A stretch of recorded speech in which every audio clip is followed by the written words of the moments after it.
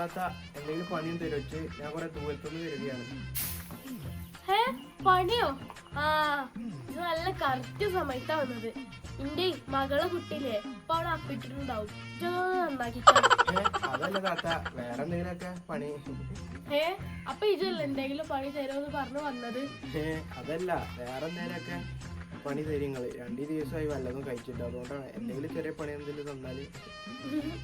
ഇവിടെ എനിക്ക് എടുക്കാനുള്ള പണി തന്നെ തരിക കേട്ടാ. അപ്പൊ എനിക്ക് താത്ത എന്തെങ്കിലുമൊക്കെ പണി തരും താത്ത, ഞാൻ എന്തെങ്കിലും ചെയ്തോണ്ട് എന്തെങ്കിലും ചെയ്തു താത്ത. അപ്പടാ എന്നോടല്ല ചെറുക്ക ഇവിടെ പണിയില്ല പറഞ്ഞത്. കൈക്ക് ചടന്ന് എന്തെങ്കിലും കിട്ടണ്ട വെറുതെ.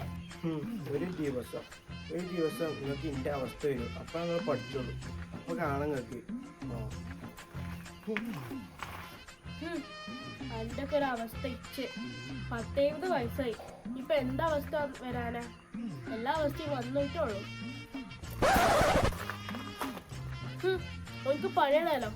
പണി ചോദിച്ചു വന്നേക്കോന്. എന്ത് പണി എടുത്തോ എനിക്ക് കൊടുക്കുക.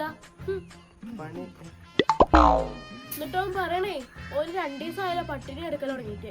അതിനും വേണ്ടി വന്ന പണിക്കും വേണ്ടി ഇവിടെ ഞാനേ 4 ദിവസമായി ഇവിടെ പട്ടിണി എടുക്കൽ തുടങ്ങിയിട്ട്.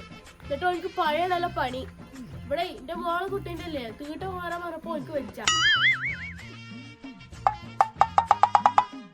ഇവിടെ നമ്മള് പട്ടിണി കിടന്നാണ് ഇമ്മത്തായത്. ഓർക്ക് ഇപ്പൊ പഠിച്ച് പാസ്സായിക്കണെങ്കിലേ എന്റെ ജോലി ഇട്ടൂലേ. ഇവിടെ ഇങ്ങനെ തെണ്ടേണ്ട ആവശ്യമുണ്ടോ?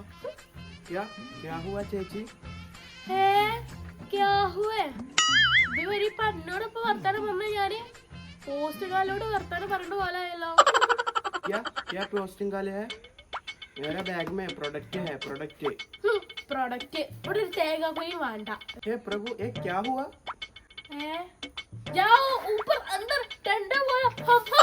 सुबह